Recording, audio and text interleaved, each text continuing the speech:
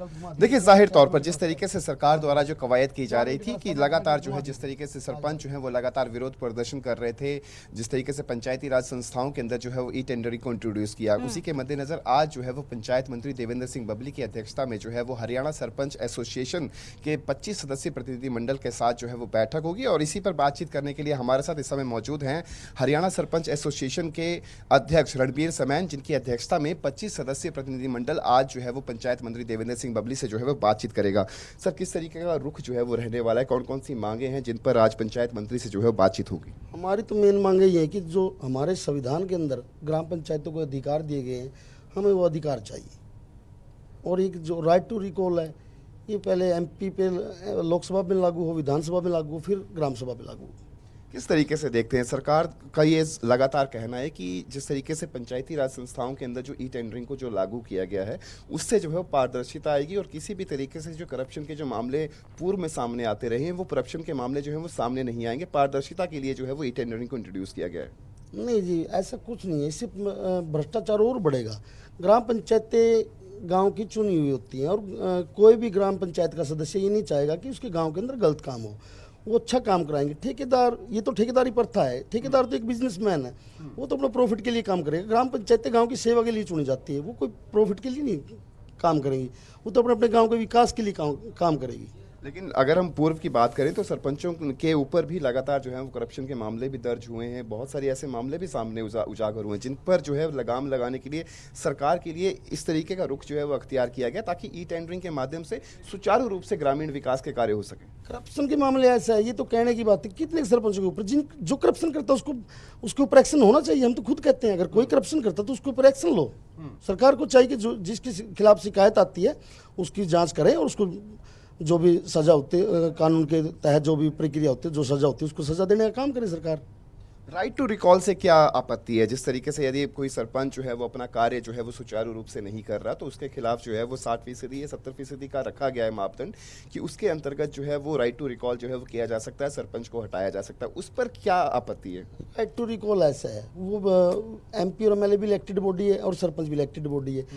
इससे क्या है कि जो छोटे गांव है जहां 500-700 वोट है, दो दड़े हो जाते हैं। इससे गांव का भाईचारा खराब होता है। अगर कोई गलत काम करता है तो लोग उसके खिलाफ एक्शन लेंगे और सरकार अपना जांच करे उसकी। अगर ये लागू ही करना है तो एमपी और एमएलए के ऊपर भी लागू करे, फिर ग्राम सभा भी लागू करें।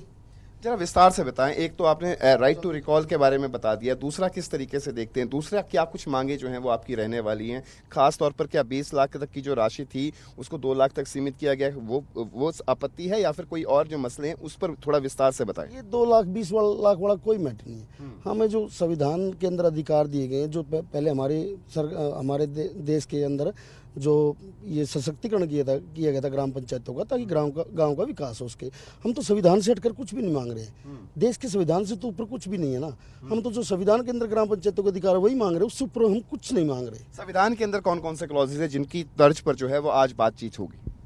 ग्राम पंचायतों के अंदर, ग्राम पंचायत के अंदर जो भी कार्य होता है वो ग्राम पंचायत की देखरेख में होता है। हम तो वही अधिकार मांग रहे हैं। ठीक, किस तरीके से देखते हैं? देखिए, लगातार जो है वो अब सबसे कुछ ही देर के अंदर जो है वो पंचायत मंत्री देवेंद्र सिंह बबली से जो है बातचीत होगी और लगातार जो है अब जो है वो पहुंचने की पूरी इनकी तरफ से कोशिश भी की जा रही है। लेकिन बीच में इनसे सवाल जवाब का जो सिलसिला है वो भी लगातार जो है वो जारी रहेगा। और जिस तरीके से अब से कुछ ही देर के अंदर जो है वो पंचायत मंत्री देवेंद्र सिंह बबली के साथ जो बातचीत होगी उस पर भी जो है वो बातचीत करेंगे। ये बताएं कि आखिरकार जो क्लॉजेज आपने गिनवाए कि संवैधानिक तौर पर जो क्लॉजेज होने चाहिए, उन तमाम क्लॉजेज को जो है वो एक बार फिर से सरपंचों के अनुरूप जो है वो बिठाया जा सके, वो कौन कौन से क्लॉजेज हैं?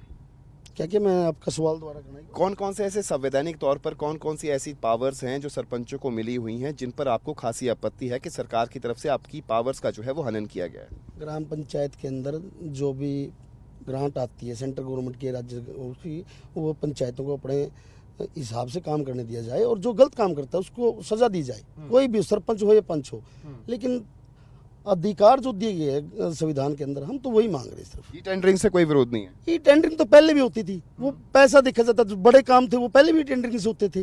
वो तो हम आज भी कहते हैं, जैसे कोई 20-30 करोड़ के काम वो ई टेंडरिंग से पहले भी होते हैं, उससे कोई दिक्कत नहीं। तो जो अधिकार है हमारे, वो बिल्कुल सीमित कर दिए गए ग्राम पंचायतों को। हमें हमारे अधिकार चाहिए और कुछ भी नहीं चाहिए हमें। बस अगर आज की इस बैठक के अंदर जो है वो कोई निर्णायक फैसला जो है वो नहीं लिया जाता, तो फिर आगे की क्या रणनीति रहने वाली है? आगे का हमारा अगर फैसला नहीं लिया जाता तो हमारा आंदोलन जारी है। जो हम 1 मार्च को यहाँ पंचकुला के अंदर हमारा आने का ऐलान है, वो सभी की सभी हमारी तैयारियां जारी है और हम आएंगे यहाँ पर।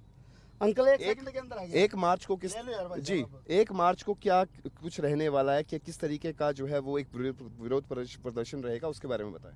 पूरे हरियाणा के पंच सरपंच 1 मार्च को पंचकुला पहुंचेंगे और वहाँ से सीएम हाउस का घेराव की जो रणनीति है वो हमारा जो हमने बोला ग्रामीण क्षेत्र के लोग भी हैं। तो सरपंचों की लड़ाई नहीं है, गाँव ग्रामीण क्षेत्र के अंदर रहने वाले हर व्यक्ति की लड़ाई है। पंचायत मंत्री तो कहते हैं कि बहुत से ऐसे सरपंच हैं जो ई टेंडरिंग से खुश है और जिस तरीके से जो रणनीति सरकार की तरफ से बनाई गई है उस पर जो है वो खासा भरोसा जो है उनकी तरफ से जताया गया है। ग्राम पंचायतें ई टेंडरिंग के खिलाफ है, इस प्रक्रिया के खिलाफ है। आपने देखा 20 तारीख को पूरे के पूरे हरियाणा के अंदर हर डिस्ट्रिक्ट के अंदर सरकार के खिलाफ रोष प्रदर्शन था सरपंचों का और पंचों का, ग्राम पंचायतों का। ये तो कहने की बातें होती है। तो देखो सरकार है वो अपनी बात कहेगी, भाई ये कुछ नहीं, कुछ एक लोग है। देखो अब आज की इस बैठक से कितनी उम्मीदें हैं, क्या कुछ हल जो है वो निकल सकता है? उम्मीद तो ऐसा है, जब सरकार ने बुलाए तो उम्मीद ही तो हमें है ही। हम पॉजिटिव रुख लेके चलते हैं क्योंकि सरकार भी तो अपने गांव का विकास ही चाहेगी ना। तो उम्मीद तो हमें पूरी है कि सरकार हमारी बात मानेगी और हम अपने गांव का विकास करेंगे, जिससे सरकार का भी गुणगान होगा। अगर गांव का विकास होगा तो मौजूदा सरकार का ही गुणगान होता ना जी। इसके अलावा अगर हम बात करें कि पूरा जो व्यवस्था है वो अब पहुंच चुके हैं यहाँ पे, जो व्यवस्था है उस पर किस तरीके का असर जो है आप देखते हैं इस पूरी ई टेंडरिंग से? इससे भ्रष्टाचार और ज़्यादा बढ़ेगा। ठेकेदार कोई भी टेंडर, मान लो सरकार के अधिकारी एस्टीमेट बना के देते हैं, चाहे सरपंच काम करे या ठेकेदार। लेकिन टेंडर प्रक्रिया में क्या है, जो कम बिड लगाएगा उसको टेंडर दिया जाएगा। मान लो 20% लेस तो पहले ही हो गई, फिर जीएसटी, फिर वो व्यापारी है, इससे गुणवत्ता नहीं आएगी काम के अंदर। बहुत बहुत शुक्रिया। तो ये थे हमारे साथ हरियाणा सरपंच एसोसिएशन के अध्यक्ष रणबीर समैन, जिनका साफ तौर पर कहना है कि जो आज की इस बैठक होने जा रही है, इस बैठक से उन्हें काफ़ी उम्मीदें हैं और सरकार जो है वो उनका पक्ष जो है वो सुदृढ़ तरीके से सुनेगी भी और कोई ना कोई बीच का रास्ता जो है वो निकाला जा सकता है।